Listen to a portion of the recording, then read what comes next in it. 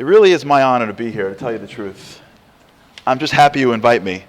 I got to say that when I go through every summer and I think about the 9 days and I think about just how terrible it is that we're still in Gullus.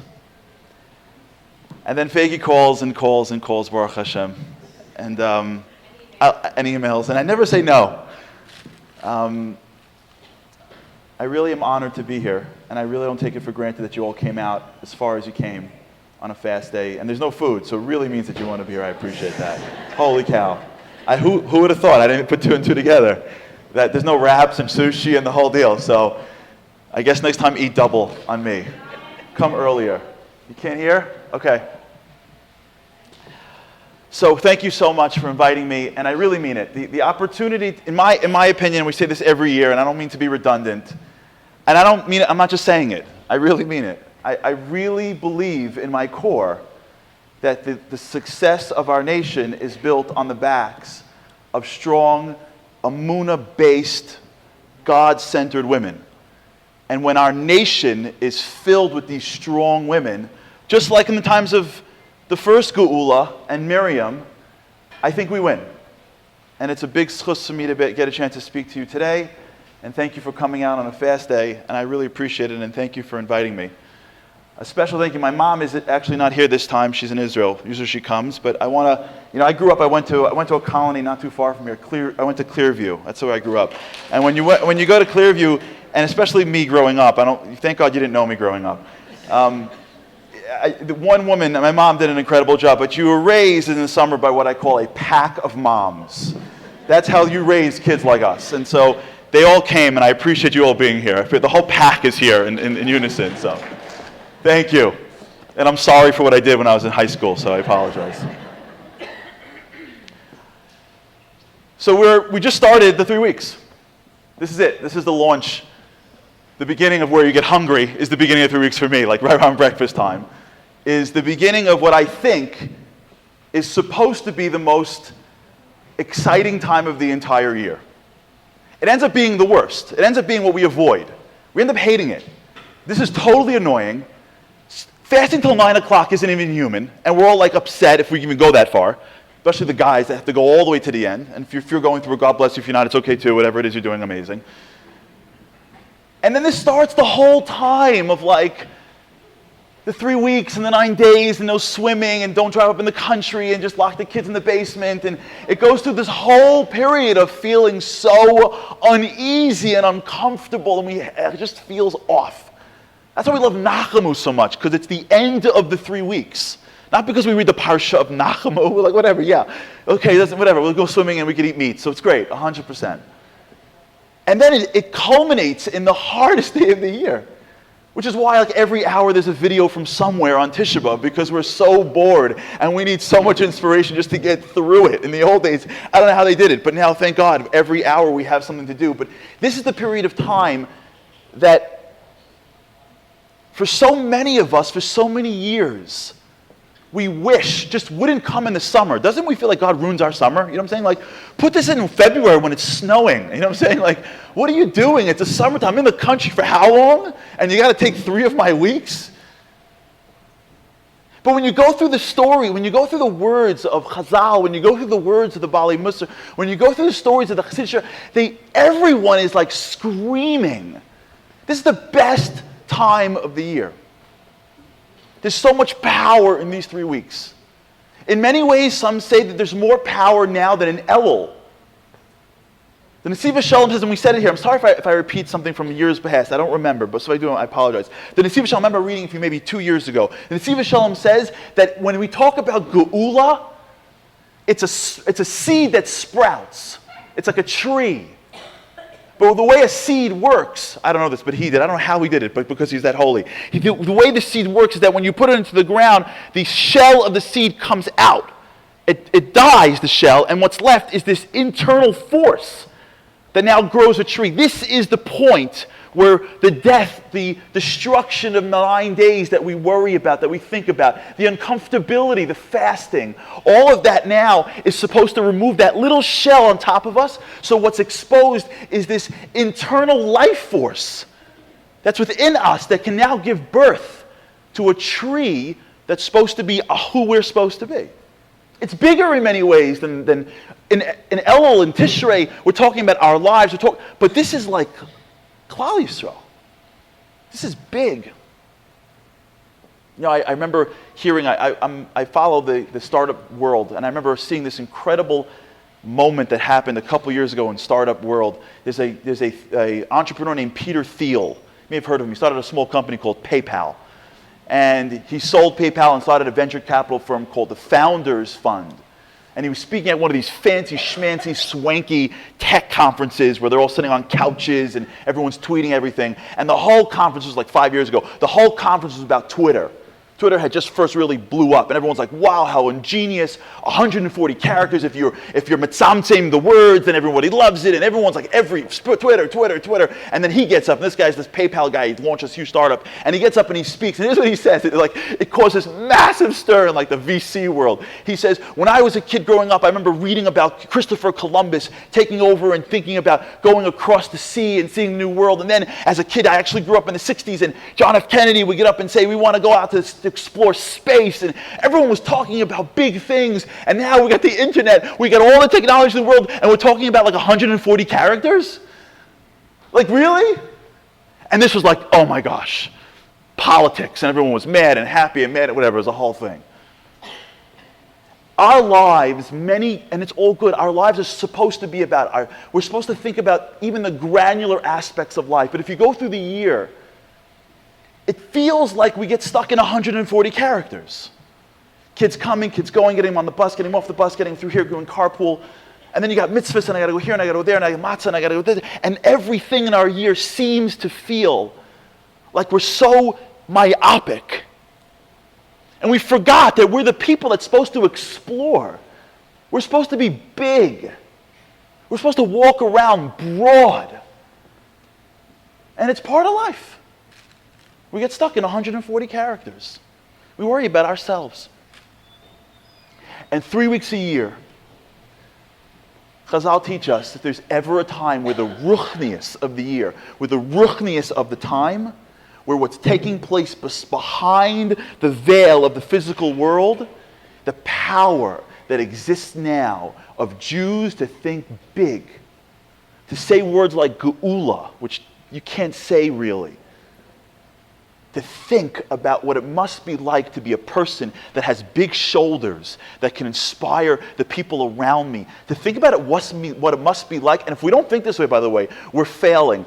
It's incredible to think that we need to think of ourselves as the generation of Geula.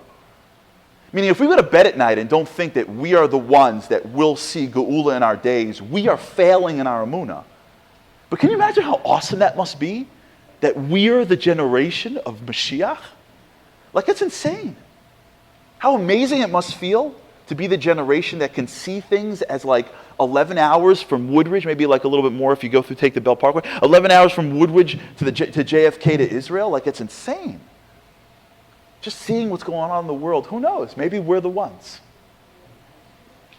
And to think like that is what this is all about. That's the power of this 3 weeks. And that's what I hope we do these next 3 weeks, as opposed to just hoping that it's over. If we take the next 3 weeks and really delve into it and hope that by the time we're done, we're different, then maybe, just maybe, who knows? And it's not beyond the realm of possibility. It's so, so possible. Who knows? Maybe by the time Tisha B'Av rolls around, God will say, you know what? I'm ready. This is the generation. I'm sorry I have to ruin the summer. Maybe I'll start on Labor Day. I'll take you guys out on Labor Day. Just so you get the last weekend in the country. I know, as a Clearview boy, it's very big that last weekend. So let's delve together. Let's delve in together a little bit, and let's sort of like get into what's, I think, missing. So every year, what I try to do, when I know that I'm coming up here in the country, I try to go back to the point. There's a big inyan in learning that anytime you want to understand anything in Torah, you got to go back to the source and read it again and again and again. And 1,000,000 times isn't enough, because there's something, Torah is so deep that if you go deeper into the source, you'll see something new every single year. And it never fails me. Every time 3 weeks begin, I go right back to Shlach, I go right back to the Meraglim, and I'm like, please, I've read this a bajillion times, there's nothing here. And every year, God's like, please, Charlie, like, stop. You're not even close. And this year, I went through it, and something hit me like a 2x4. And I was shocked. And maybe you've heard this already. I couldn't believe how I have never in my life thought of this. I never saw this. And of course, when you read like Meforshim, they're like, yeah, duh. But I never in my life, going through the story a million times, I never in my life saw this. And it's so obvious, but I want to build a shear on this one question. We all know the story, right? A million times. Jews, Eretz Canaan, God says go in. They say we're Jews, we can negotiate, we're not going to fight for you, right? We go in, we come out, 12 spies, 10 of them get up and say we're going to die. They cry, right? Remember? They cry that night. That night's Tisha B'Av, and forever and ever God says, not only am I going to destroy the entire generation that comes out of that you were part of. I mean, this is the worst punishment ever. Think about all that we did wrong in all of Klal. So we did some really bad things. I mean, today, right, was pretty bad. I mean, Avodah Zarah, like 5 minutes after Matan Torah, that's a pretty bad thing. It wasn't as bad as getting scared to take over Israel, Canaan, and they come back, the whole generation wipes out, and then on top of that, God goes, oh, that's just the beginning. From now on, ever and ever and ever, in the core of this day is destruction, and that's it. Forever and ever, Tisha B'Av is today, right? Tisha B'Av is that day. Right with me? I went back and I asked myself the following question. And I want to ask you this question right now. Did they even do anything wrong? I want to just listen to the story. We think that like they came back and they destroyed the place. But if you ever look into the story like directly, Moshe goes around and picks 12 leaders of Klal Yisrael. He didn't pick soldiers, he picked leaders, community guys, right? Princes. That means the people that are worrying about who's eating, who knows the people, who knows the kids, the person in charge of that tribe. He sends them into Eretz Yisrael.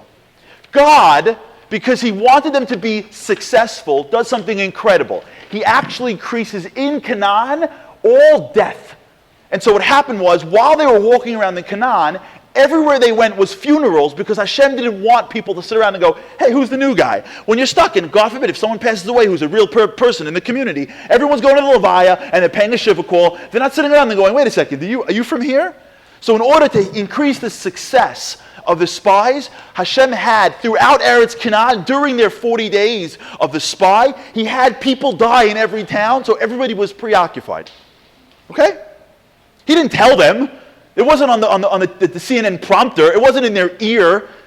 They show up to a new land, and what do they see? Death. They go to town one, and everyone's like, what's going on? They're like, someone died. They're like, oh my gosh, so sorry. Second town, they're like, what's going on? They're like, somebody died. They're like, what, again? They go to the third town, they're like, somebody died again. They're like, oh my gosh, every town we go to, somebody's dying. They walk around, and all they see is death. They come around, and if you remember from the story, when they came back, what they had were these big fruits. You know why?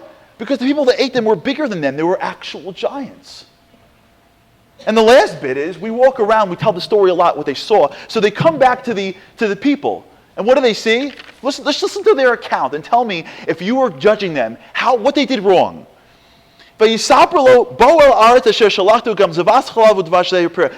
we came back and you're right, there's milk and honey, and look how big these fruits are, it's amazing. We saw this nation, and it was surrounded by huge fortified cities. Now, it's important to understand, we today have no appreciation for what this means. For us, fortified cities don't matter. You know why? Because we have airplanes. So when you have an airplane, it doesn't matter if you have a wall around a city. If you're fighting a war, they can drive a plane over. If you've ever been to Eretz Yisrael, you ever go to the old city? So if you pass by Shar Yafo and you take a minute and you look up, that's the only fortified city that, unless you go to like Europe and you go to the ruins, the only time we've ever seen a fortified city is half fortified because now everything is open. The old city is a fortified city. But back in the old days when they were fighting wars, if you can think about it, they didn't have tanks, they didn't have drone strikes, right? They had bows and arrows and swords. If you go up against the old city, think about how tall those were. If you go up against 200 feet of stone with archers on the top, you're dead every time. It's not like maybe you're not. So they come out and they go, by the way, we saw Canaan. You know what they got? A whole bunch of these walled cities. Hamalek Yoshev, and Amalek is there, and they start listing out who's there. Amalek and the Yevusi. Then Kalev gets up, and then they say, "Vayutzias dibas haaretz al Tarsha Torah b'nei Yisrael." And then all of a sudden they had this big lashon hara report. Why? Because they said Eretz ocheles yoshvea. So they come out and they say three things. Everybody's dying, which they were. The people are huge, which they are. And there's fortified cities, which they are. What did they do wrong? There's a concept in Lashon Hara called to'eles. To'eles is like an exemption. We're all very makel on to'eles. You know what I'm talking about? Whatever we want, and whenever Lashon Hara is like really good, to'eles, right? Did you hear that so-and-so got divorced? It's to'eles, because maybe one day you'll meet her on the street and I don't want you to ask her about her husband. No, total to'eles. If you've ever dated, or you once dated, or you have a kid dating, if you've ever either been married or not married, anytime you're connected to shidduchim, to'eles. You know what I'm saying? You can destroy anybody you want. Just say, oh, no, to'eles. To'eles is the exemption to Lashon Hara. And for the most part, we overuse it. But can I ask you a question? You think this is to'eles? You think if the Israeli army sent in a bunch of spies to Gaza and they came back and they're like, so what'd you see? And they're like, well, I don't want to speak Lashon Hara against Eretz Yisrael. They're like, what are you joking me? The Israeli army. Like Jewish blood? They're very Leibedic, that's for sure. It's very exciting. They're explosive. That's what they are. They're explosive. What are you joking me? The general will be like, what are you nuts? You got to tell me, because if we're going to go into Gaza and I lose 20 Israeli troops, that's on your head. These are community leaders. They're coming out and they're going, go in. What are you, nuts? I'm thinking about the kids in my community. I just built a day school. I have to worry about as the head of the tribe of whatever, we're all going to die. This is a terrible idea. Kosh Baruch says, you did what? You told the truth about Eretz Yisrael? Which was to'eles? You know what? You're dead. I'm going to kill you. Oh, you're joking me? This is the worst ever. Not only am I wiping all of you out, not just the guys that spoke, I'm wiping the people that are actually scared that they're going to lose their family. I'm wiping you all out, and then forever and ever and ever. Forever. This is going to be the moment of destruction. Do you think that was a little unfair? What in the world did they do wrong? And why was Hashem so upset? So let's delve into this. And I want to take a couple of left turns, but hopefully Hashem come back. But come with me as I take a couple of left turns. And I want to take you into the world of psychology. And I want to take you back maybe 100 years into a school that was run by a man named Alfred Binet. Alfred Binet is famous for creating what was called the Binet IQ test. You know the IQ test? Remember the IQ test? Do they even do IQ tests anymore? Any young moms? They do? I remember when I was a kid growing up, they had the IQ test, right? The lady comes into your house to play blocks with you, you know what I'm talking about? And my mom was so nervous after 5 minutes. She's like, so how did my son do? And she's like, do you have any other kids? Maybe you'll be an athlete. You ever have that? Haven't any of your children? The IQ test is when they give you a score and tell you this is how smart you're going to be for the rest of humanity. That's the IQ test. So Binet started the IQ test, maybe almost 100 years ago. Now he gave the test out, and he had a young sort of teacher's assistant, one of the greatest individuals. If you're a psychologist, you've studied this before. If you're not, this is a total game changer in life. One of his young assistants was a man named Jean Piaget. Jean Piaget was marking tests one night, and he noticed something amazing. He noticed that the kids that were getting the answers wrong on the test weren't any less intelligent than the kids that were getting them right. And he couldn't understand why. When he's marking test A against test B, it wasn't completely reflective of the intelligence of the underlying child. And he realized that when the kids were answering questions, they weren't answering questions in absolute. They were referring to their mind. They were drawing on information. And if you were old enough to make an analysis or be logical or have the information, you can get the answer right. So if the answer is about going out to dinner and you've never been out to dinner before, you're getting the answer wrong. If the answer is in a language that you've never spoken, you're getting the answer wrong. If the answer asks you to make a deduction but you're too young, you're getting the answer wrong. So it wasn't how smart the kid was. It was the knowledge he had before he approached the test. And he came up with something that was used before by different psychologists, but he blew it up, and it became, in my opinion, one of the most important aspects for life, and for sure for raising children. And the psychologists know where I'm going. He came up with a concept called a mental schema. What's a mental schema? A mental schema is how we experience reality. None of us and we did this last time. Remember last time I was here, we did happiness, so we touched upon this. None of us, and I want you to just process this for a second, none of us have ever experienced reality. What we experience in life is not reality. What we experience in life is reality through a filter. We experience our filtered reality. That's why, by the way, you can have two people in a room. One person goes, I love it. One person goes, it's terrible. Because none of them are actually experiencing it. What happens in life is as you grow up, you develop beliefs, knowledge, judgments. And all these beliefs don't just exist here. They form, if you will, filters. And those filters get in front of your mind. And as you look out into the world, you can see things and you can miss things. Not based on what's out there, based on what's in here. And we live our whole lives thinking that if the world would just get it, life would be perfect.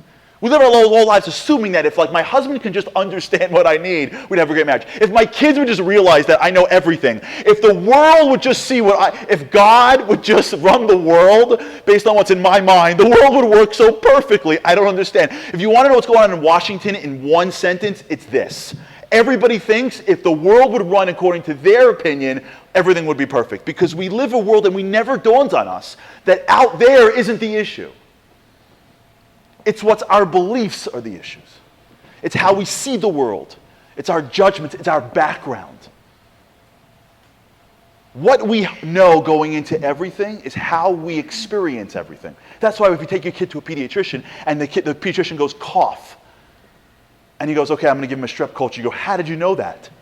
It's because that pediatrician spent hours and hours being able to create a schema for different sounds of coughs so he can pick up on a nuance that is invisible to us.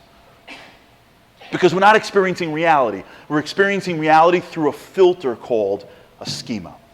That's why, by the way, we can pick out Jews in a crowd. You ever do this, by the way? I think I did this once here before, right? You ever play Spot the Jew? Best game ever, Spot the Jew. You ever play Spot the Jew?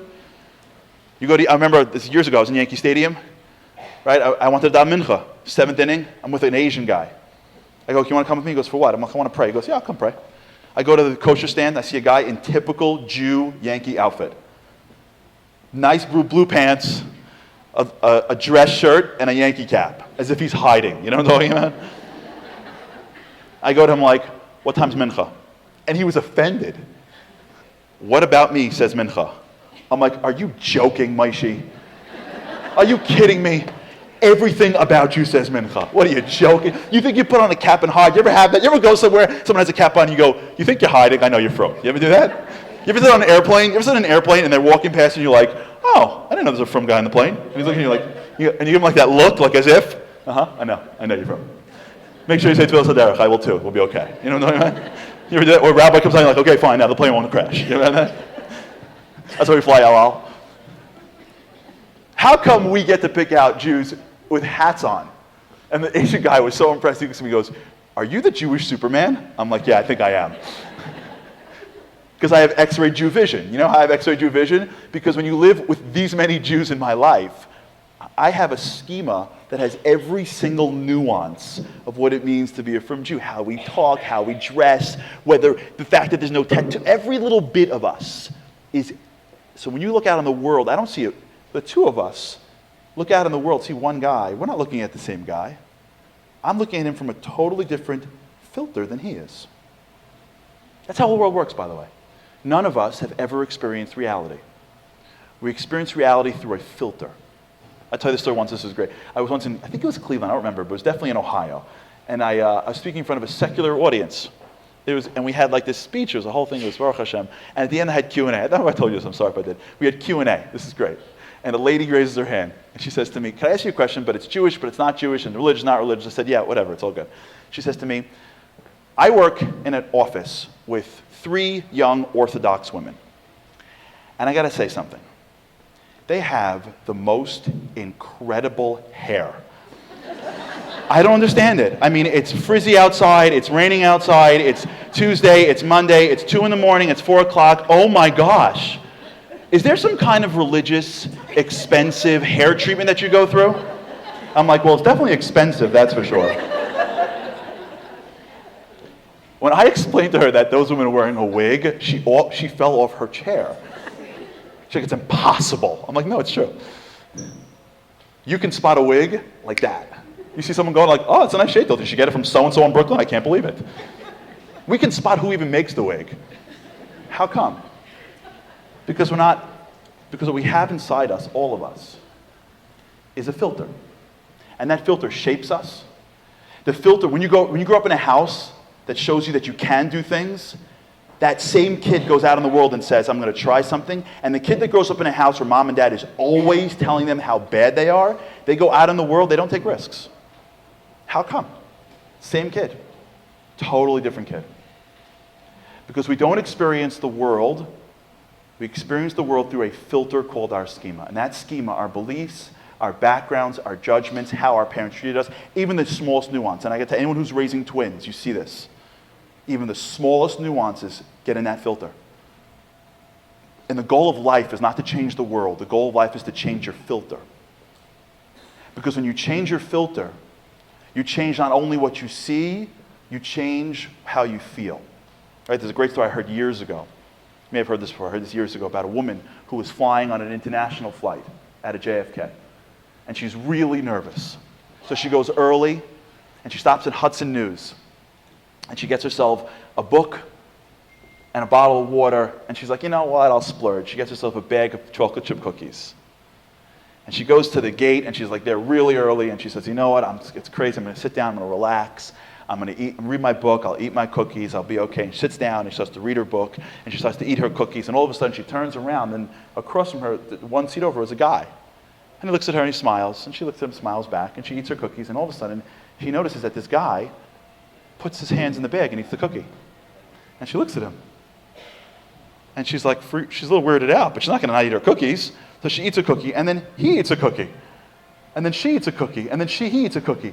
And the two of them are having like a cookie arms race. And he eats one, and she eats one, and he eats one, and she eats one. And finally to the end, and every cookie she takes, she is steaming and getting more and more and more upset. And like there's smoke coming out of her ears. This is what goes on in New York? Like what kind of guy is sitting there taking my cookies, and she's eating more, and he's eating more. And the two of them are finally get to the bottom of the bag, and there's one cookie left, and she looks at it, and he looks at it, and she reaches for it, and he jumps into the bag, pulls out the cookie first, looks at her, smiles, and splits it in half. It gives her half. And she goes, oh, the nerve!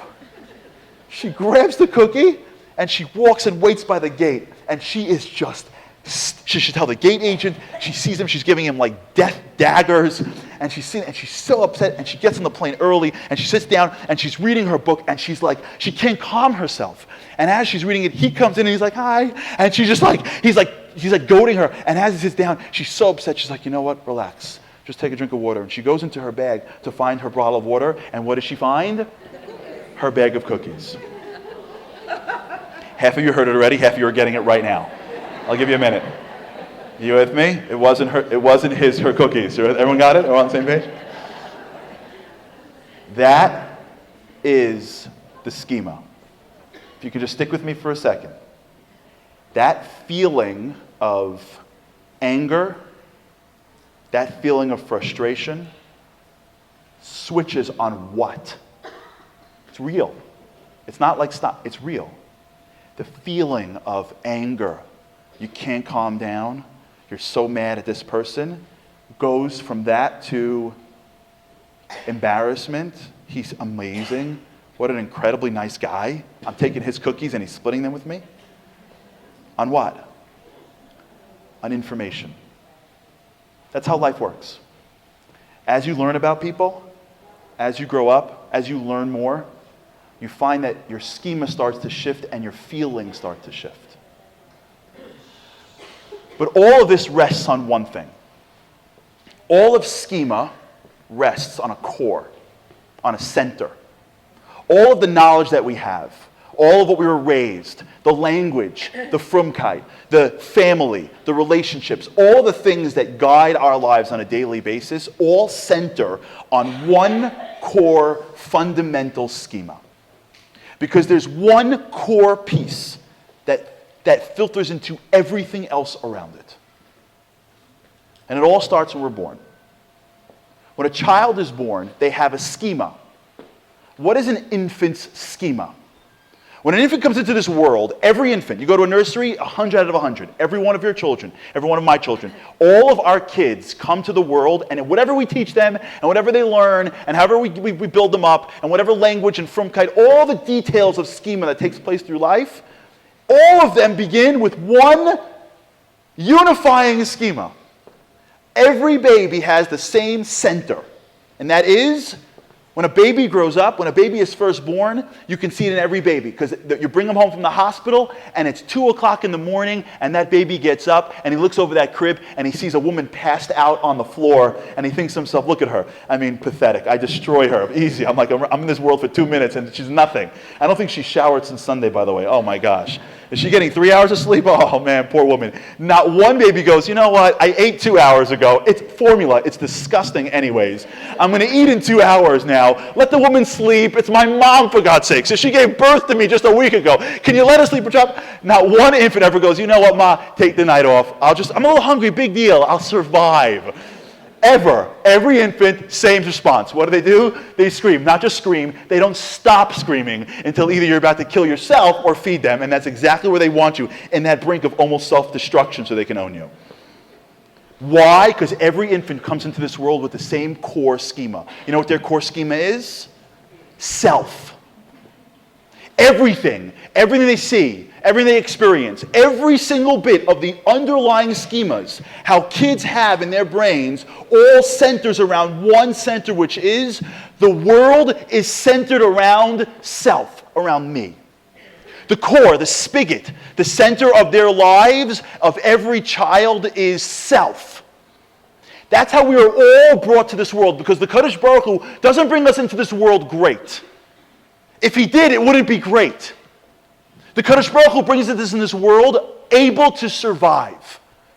What the Kadosh Baruch Hu gives us is the capacity to survive. He hands us the basics. He says to us, if you want to be something, gesindheit hate. But I can't give it to you because then it wouldn't be yours. So he builds people with a schema, with the ability to learn and filter out their entire environment. But that schema is always, all of us, based on the feeling of the center of everything that I see centers around me.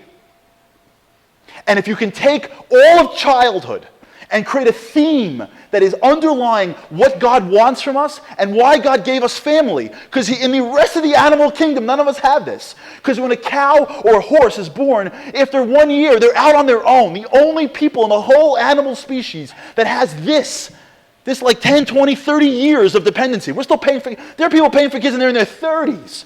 They're never leaving. The whole life of family and dependency all comes down, if you go through Chazal, for one reason. Because the Kadosh Baruch Hu is trying to put us in a situation where we can fix our schema.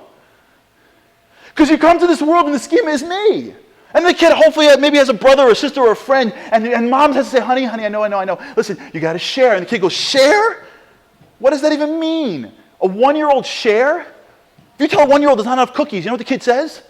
Make them. I don't care. Give me a cookie. There's no concept. Please, I'm so tired. We have nothing. Go find them in the store. There's no even idea what's in the kid's brain of sharing when they're young, because they only see the world through the prism of me. They're self-centered.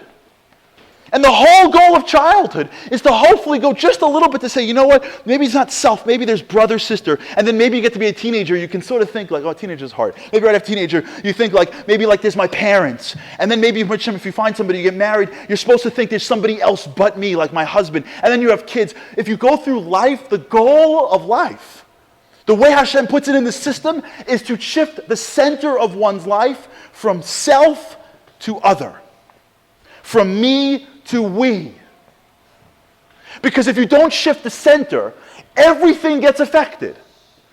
Every schema that you have is impacted, is tainted by what's at your center. And if the center is me, everything you see it from the prism of me. And we know adults like this. They're wonderful people. They're not arrogant. They're not mean. They're just so centered on self, they're clueless. I had this recently. I was by a simcha, and there's 2 mothers who are talking. I couldn't believe it. This one mother is having a hard time with her daughter. Hashem should bless her. She's going to be great. She's fine. She's high school, and she's struggling. And People that were sitting around, everybody knows that she just had gone through this whole issue with her daughter, and some camp didn't accept, I don't know, whatever narishkeit goes on with the daughter who's struggling. This mother is dealing with it. And this other mother is sitting around, and she's talking about her daughter. I can't believe it, my daughter, she became this, and the school called me, she's the best student ever in the history of students, and I got like 10 calls from people, I don't know your daughter, but in 10 years, I want her for my son, she's the best shidduch, and she's gonna have 30 kids, and maybe she'll marry Mashiach, and she's like going off about, and I'm like, I don't even know this chevra, and I'm going to, and I'm sitting there going like, I just can't believe it. And this is the nice, she's nice. She's not mean, she's not arrogant. She's about chesed. And I'm thinking to myself, I go home, I didn't want to say anything because it's Lashon Hara. I'm thinking to myself, like, what is it about this person? She's not a mean person. And it dawned on me, she's not mean. Her center is herself. She's not doing anything wrong. She's like, if I would say to her, what are you doing? She'd be like, what do you mean? My daughter? I'm just talking about my daughter. Because to see somebody else in pain and to understand that, to talk about your own daughter that Hashem gave you that's working out well, in the presence of somebody who's suffering, the schema, no one's doing anything wrong. I'm not blaming her. The schema, as she sees the world, she sees her friend, and her friend's job is to make me feel good. So why wouldn't I say something? I don't get it. Because you can be 40, 50 years old. And the center of who we are is still as an infant. She did what? She didn't call me when? You know they didn't invite us? She called me third? Your mother called? Yeah, I heard that your mother called everybody else in the family, but I was the fourth phone call. You know what? Fourth phone call? Maybe 2 years ago when she needed something? All good. Everyone's wonderful. Everyone's allowed to feel what they're supposed to feel. I'm not judging anybody. This is where it comes from. And if you talk at the schema level, you should do this, you should do that, no one knows what's going on because you're talking about it at the schema level. It comes from the center level. It comes from the center of where it comes from, which is when someone is centered on self, everything is tainted from it. And the entire goal of life, forget Yiddishkeit, just life, humanity, being a mensch. Forget Torah and mitzvahs. The entire goal is just to go from self to other. To look out and see somebody where they are. When someone says good morning, there are some people that are clueless, and there are other people that just hear good morning and go, what's the matter? And they go, how did you know? And they don't know how they knew. They can't tell you, because you said good, and I studied the lie detection when I was in the FBI. They just said, I don't know, I just felt that you're off. You know why? Because that person is working on her center, and that center is somebody else. So she's paying attention. There's a great story about a Rav in Eretz Yisrael who became frum because he was in Lubavitch Yeshiva in Crown Heights 50 years ago, and he went for 1 year. He tells this great story. He's like a Rosh Yeshiva of a big yeshiva now, and he wasn't frum. And his mother became frum for she got turned on. She just stuck him in Crown Heights. He's sitting in a yeshiva, and he's having the worst year ever. He's ready to give up. He's ready to leave Yiddishkeit, and he gets called into the Rebbe, the Lubavitch Rebbe, and the Rebbe says to me, the Rebbe says, he goes, I want you to do something for me. He goes, say whatever you want. He goes, I want to make sure that you wash every meal. It's like, what? That's what the rabbi's telling me. And he goes up, he's upset. He goes to the Gabbai, and the Gabbai says, what's the matter? And he goes, the Rebbe sees you every Farbrengen and he notices that you're getting skinnier. And he doesn't like how skinny you're getting, he wants you to eat. And he goes home and goes, Rebbe sees me every Farbrengen. He goes, there's 1 million kids in the Farbrengen.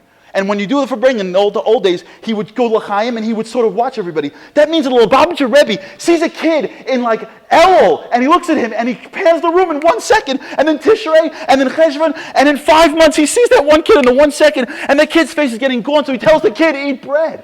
That kid said that one little bit from the Lubavitcher Rebbe, he's a Rosh Yeshiva. Because he's centered on other. He's a human being. He's grown. His filter, his schema can see things that are invisible, like a doctor or like a frum Jew. When you're centered on other, you can see things that nobody can see because the core of who you are, the filter which you see the world isn't, does the world work for me? And even if you're the most religious person in the world, we all know people that are like Torah and mitzvahs, and they think that if I don't look like them, if people don't look like each other, they're not from. It's unbelievable. You can see people, and they're wonderful people, and they're checking every box. And they'll say things. Oh, so-and-so? Yeah. Like with one little hand. Yeah. That whole group of Klal Yisrael, gone. All of Klal Yisrael. This whole section of Klal Yisrael, nah. Oh, these guys? Do me a favor. You think they're so religious over here? You know what I saw 2 years ago in the paper? Do me a favor. they're not so religious. That's it. Like that. How do you apostle Klal Yisrael? How does a guy apostle Klal Yisrael? You know how he apostles Klal Yisrael? He's a good guy. He's a superstar. He learns, he davens, he's stark, he's amazing. He's centered in some way. And nothing's black and white, right? We're not binary. It's degrees. He's centered in a way on me, in my Yiddishkeit. She dresses like this now? I thought she was. I guess she's not anymore. Okay. Maybe we shouldn't be friends. Maybe my kid shouldn't play.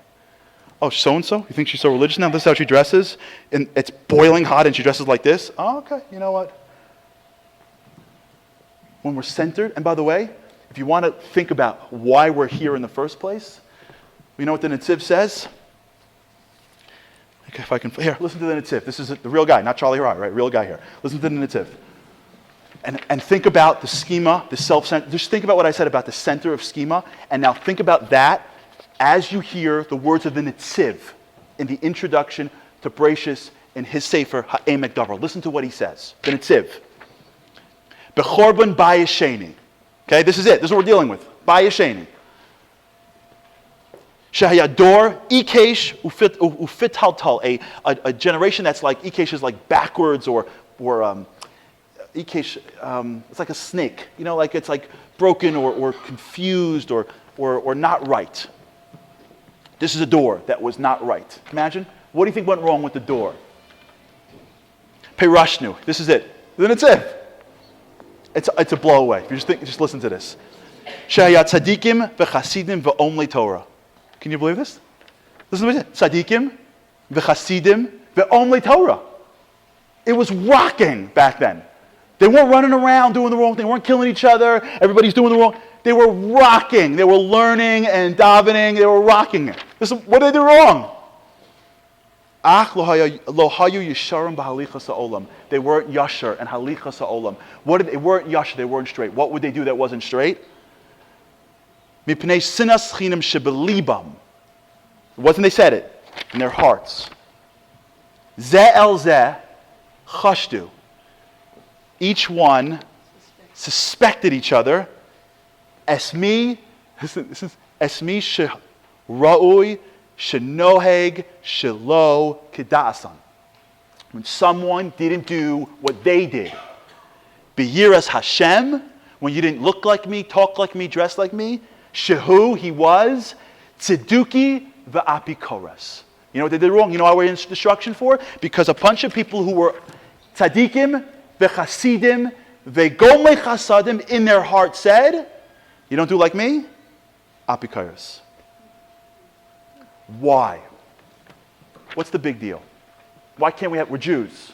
Why can't we have our own opinions for? So I want to go a little bit deeper right now. How much time do I got? Okay, I got a few more minutes and then I'm going to close. Got to get back. I know camp is ending early soon, I think, right? I'll get you out. But this is the point. The whole shiur is built for this, so this is it. Stick with me. Because all that is just a setup. This is it. Life is based on your schema. Try it out. Go out and see how much what you think affects how you feel and how missing information changes your feelings. Your schema is centered on a core. The core of everybody's schema begins with self. The goal of everybody is to get to other. And that's where the world sort of stops. But there's something a little bit further. And this is where we become the nation that we are intended to be. Because there's a schema that's even beyond other. There's a schema that Jews are supposed to have that's even beyond family, that's even beyond friends, or denomination, or hashkafa. Because there's another schema that we have inside us, and that is Hashem. There's a schema that is that my center of my world is not me and then you. The center of my world is Him. The center of my universe is the Ribono Shel Olam. It's God. Now, it's God that'll give me family, and it's God that actually makes Klal Yisrael, and it's God that'll give me me. But that's not the core. All of that I'll have, but at the core of who I am, if someone would cut me up and see what is that life force in the seed that the Nesiva Shalom spoke about, what does it mean? What's my life force? What's the core schema of my life? The goal of us is to be a nation that when you cut us up and you get into our core, inside us, what we are rooted on is Him. The core of us is supposed to be God. We're supposed to be a God-centered world. And when you look at the world through the schema of yourself, you go through Yiddishkeit, and even Yiddishkeit feels like it's selfish. And you get to look at Rosh Hashanah Yom Kippur, and the Kadosh Baruch Hu says, listen, I'm the creator of humanity. I'm coming down for 10 days to spend time with my people, and all people care about is, I just can't wait for Yom Kippur to be over, because I like eating, and I don't want to ever not eat for a day. So the best night of the year is the night of Motzi Yom Kippur, because it's the longest point on the calendar to the next Yom Kippur. And God's like, no, I want to be with you. And even at Yom Kippur, what gets us pumped in Yom Kippur? What got me so excited when someone would say, if you don't do this, you're going to die. And you want your family to have a good year? You want your kids to have a good year? And we get them for the Kadosh Baruch Hu, and we're like, yeah, I want to have a good year, and I want to be healthy, and I want my kids, and someone got sick, and I don't want anyone to get sick, so please. And what excites us for Yom Kippur, this is the Kadosh Baruch Hu. He wants a relationship. You know what we want from Him? Not a relationship. We want stuff. So we're Jews, so we know that the way you get stuff is not just waiting online. Who wants to wait online when you're a Jew? You step in front of Kadosh Baruch Hu, you open up a couple of things, say something to Hillel, daven, and whatever you want me to do, I'll do. I'll shuck chickens, I'll throw things into the river, I'll do whatever you want. That you want me to cook kreplach, I'll cook kreplach. Just give me my life. And it's good, it's wonderful, but we got to get to great. If you get into the core of somebody whose center is Hashem, they don't walk up to HaKadosh Baruch Hu and say, give me stuff. They say, give me you. What do I need from you? It's like asking my mother if she can please take care of my kids. She's like, what are you joking me? They're my grandkids. You got to ask me about my grandkids? What are you, nuts? I got to ask the Kadosh Baruch Hu to take care of his kids? This, by the way, is all good and fine, but it comes from somewhere. We're not doing this. It comes from somewhere. It's called Avodah Zarah. This isn't it. But the core of this, Avodah Zarah, we think is like a bunch of people dancing around a bonfire. It's not. Avodah Zarah started with a man named Enosh. Enosh was the grandson of Adam Harishon. Adam Harishon was given the secrets of nature. When Kadosh Baruch created Adam, He didn't just create him in the world. He taught him how the world works. He taught him that if you said this on Tuesday, the sun will shine. He taught him how to change agriculture. The Chazal got rid of all of this. Remember the times the Gemara says the Chazal got rid of Avodah Zarah? This is what they got rid of. Because back then they knew the secrets to how to change the world. It was legit. That's why everybody did it. They weren't a bunch of... It's so easy for us to look back and go, oh, everyone back then was all crazy, but we're smart. Back then they understood that if they did this, it worked. Avodah Zarah worked. And Enosh started, you know why? Because, hey, wait a second, this is great. If we say this incantation, the grains are going to grow. So in the beginning of Avodah Zarah, you know what they used to do? You know how Avodah Zarah started? They would make temples, and they would serve the sun, not because of the sun. They served the sun because it was the representative of the Kadosh Baruch Hu. But after a while, you know what happened? They got their stuff from the sun. They got their stuff from the grain. They were able to right-side this incantation, and they got the grain, they got the rain, they got the healing. And after a while, people said, wait a second, why do I need to serve Him for? I'm getting all my stuff here. Why daven? I can go sit online and get someone to give me something. And Avodah Zarah began with us recognizing that it comes from the Kadosh Baruch Hu, but the center of that person was himself. And when the center is yourself, even if you're working, and it's all good, and Toch Shel Lishma Balishma, and I'm like this, and we're all like this, and it's all good. Everybody's wonderful. Kadosh Baruch Hu loves everybody. It's part of our growth mechanism to get better.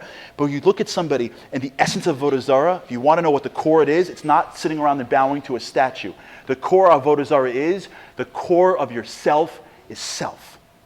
And the worship that you do really, if you peel it all back, and you're honest with yourself, the reason why you're worshiping Hashem is for yourself. That's Avodah Zarah. And by the way, that feeling, the core schema is self, is the greatest disruption between us and Hashem. Because if you're married and all you want is to connect to your husband, and your husband only cares about himself, it's going to be really hard to have a good marriage. And if you're a good wife, you're going to say, listen, honey, I'm here for you. I want to give to you. I ask you one thing. Just give back. I don't even need more. Just if you're open to me. And if He gives and you give, all the details, it's nothing compared to the relationship. Kadosh Baruch comes into the world and says, listen, guys, I'm here. I'm God. I'm ready. All I need is you. But if your core is self, if your core is yourself, I can't work with that. Because I'm going to give you, and if all I get back is nothing, I'm not mad at you. I just can't, we're not relating to each other. Today. Shiva Sabar Tammuz was what happened. Why is Shiva Sabar Tammuz such a big deal? Because we had the Eibishter, Matan Torah, the one thing went wrong. Moshe was a day late. What did the Jews do? Avodah Zarah. Why does Kadosh Baruch Hu care so much? Not because the Eibishter he's self-conscious. Because it showed the crack in who they were. They got up there, they're like, I'm with you, Hashem. And the Kadosh Baruch Hu says, really, you with me? Or are you really just with yourself? And that, by the way, is the crack in the wall, which is why later on, what was the manifestation? The crack in the wall. It's the same deal.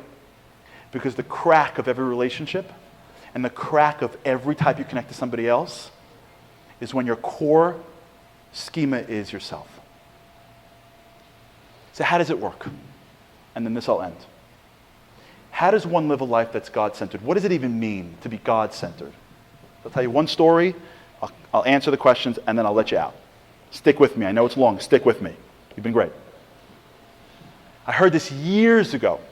It was a book written years ago. I think it turned it into a movie at some point. I heard this story, I don't remember, 20 years ago. And I never forgot it. And sometimes in life, at least to me, you hear something hashkafic, you can't put your head around it. Someone tells you a story from left field, and it nails it in a second. This story, believe it or not, from a secular author, to me, represents, in my opinion, what it means to be God-centered and what God's looking for us, and how do you live a life with God in your middle.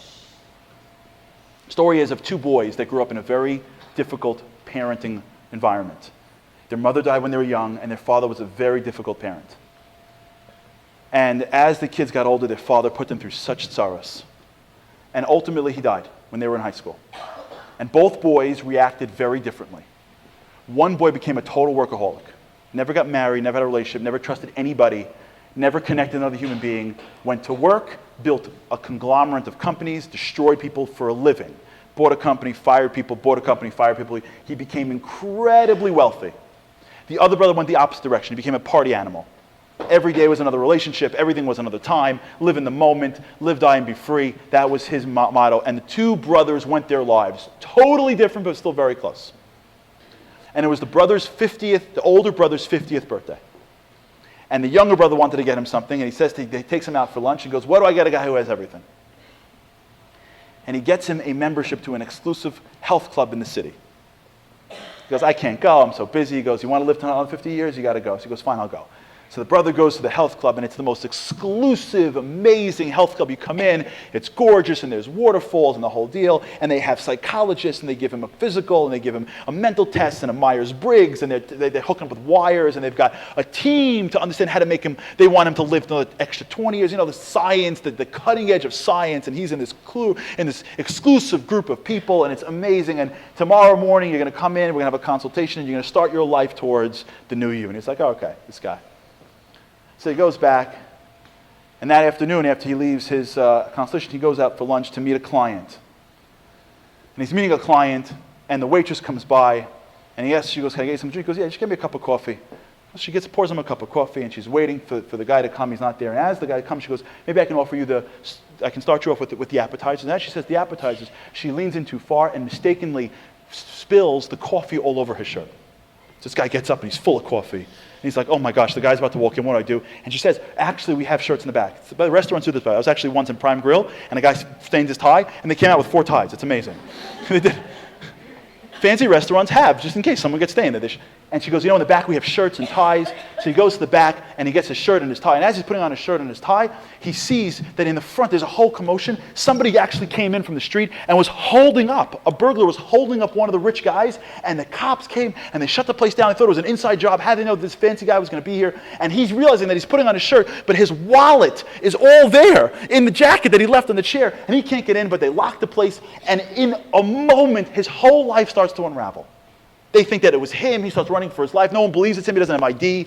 This fancy guy is running around, and no one can even believe him. Someone takes his wallet, and they hack into his accounts, and he looks at his accounts, and his money is draining out. They burglarize his house, and for the next week, Everything he does, he gets worse. And even what he is doing is so uncannily difficult. He had a fear of heights, and he had to go really high up. He had his fear of trusting. In order to get through something, he had to trust his waitress, who didn't even know, but thought that she was nice.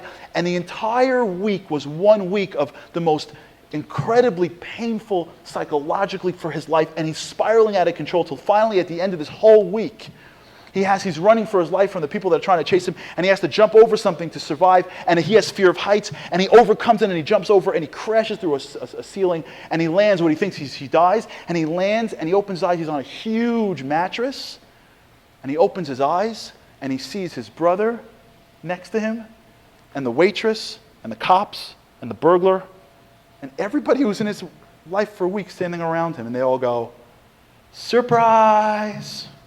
And he turns to brother and goes, "That was your birthday present." It's like, "I'm going to kill you." And he gets up, and basically what it was, there's this incredible organization that looks through your life and gives you a virtual life for a week to overcome your fears that he went through. That was the story. I thought to myself the following. What would have happened if this guy was driving that first day? Imagine if he would have got a call, and he's on the way to lunch, and a buddy calls into the car and goes, "Hey, how are you? You want to meet later?" He goes, "No, I'm sorry. I just came back from this health club." And his buddy would have said, "Oh, that health club? Oh, my crazy brother got that for me at my 50th. Let me tell you what's going to happen.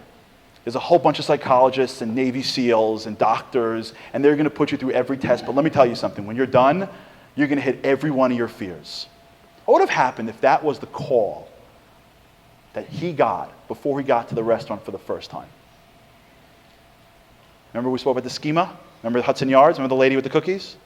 How would he have felt if he would have gone through the exact same experience, knowing that behind each thing were actors, by trainers, by psychologists? Everyone was with him. No, when he jumped in the water, no, he wasn't going to drown. When he was running for life, everybody was with him the entire... What would have happened if he had the week, knowing that somebody was pulling every string? How would he have acted? How would he have felt? How would he have lived? You know what it means to live with God in your center? It means that you live your life, and that's how you feel. That's what it means to have God in your schema. You know how you know you have God in your schema? We should be zeicher to only sweet things. But you want to know when you know you have the Eibishter? When you have real bitachon. Not bitachon, which we translate as, if you give me what I want, I'll believe in you. Bitachon, which is, when you put something in front of me, I can't see it. But I trust with every fiber of my being that you want more for me than I want for myself. When you live a life and you are the center of your world, then the Kadosh Baruch Hu is either there for you when he is convenient or he is an inconvenience. And he better step up, because I said this to him 50 times, and we're good people. And what is he thinking? But when you live your life and the Kadosh Baruch Hu is your center, you never have that schema feeling of frustration. You never live your life feeling yeush. You go through everything in your life and your feeling is somebody is out there pulling every string. I don't know why I got to do this. I don't know why I'm up. I don't know why one has a teenager that's winning and one has a teenager that's losing. I'm such a good person. Why do I got to go through this right now? Why do I have to fast today? Why do I have the life that I have? When we live our lives and we're self-centered, the world around us better make sense or we're always complaining. When we live a life and we're other-centered, it's great, but we're always still nervous. When you live a life and you're God-centered, when God is the center of your schema, that everything you see is you're seeing a world, and the world that's in front of you is either a world of bracha, which you can actually appreciate, or a world of challenge, which in your core you believe he gives you for your benefit. It's not just we say it so that he gives us good. That's what it means to be a person that's cored, that's schemaed, that's centered around God. They're God-centered. If people that are God-centered live a life and they live a different life than us, and you meet people like this, they live differently. They just go through life and their whole life centers around. The Kadosh Baruch Hu gave me something, I trust him. By the way, that's the core of bitachon. Bitachon is being God-centered. It's feeling at your core that you're being taken care of. And here's the biggest Inyan, and then I'll answer the questions. It's feeling at your core that you're valuable enough for his time. We don't feel that. I'm not holy. I'm not holy. God does this. Let me give you the list. They're cards my kids trade. That's who God does it for. But the rest of us regular Jews, stop. Coincidence. I can't believe I forgot the thing in the house. I can't believe that fender bender. I can't believe this is happening to me. The kid screaming in the back, because we would never think that we are worthy enough to have the whole world be our obstacle course in life. That's what it means to be God-centered. To be worthy enough, even if you can't see it. And to look at everything you have in life with that courage of a Jew that belongs in Geula, and not a Jew that has already dealt with the fact that we're in Gullus forever, so might as well enjoy while I'm here.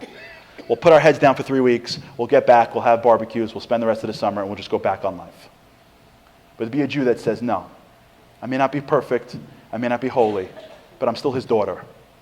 And my father didn't forget about me. You know what the Jews did wrong when they walked into Eretz Yisrael? It was their schema.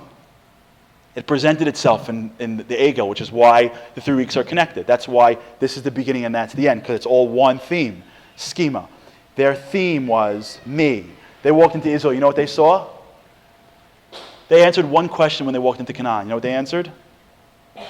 Should we go in? And they said, no. You know what that schema, you know what that question is centered on? Me.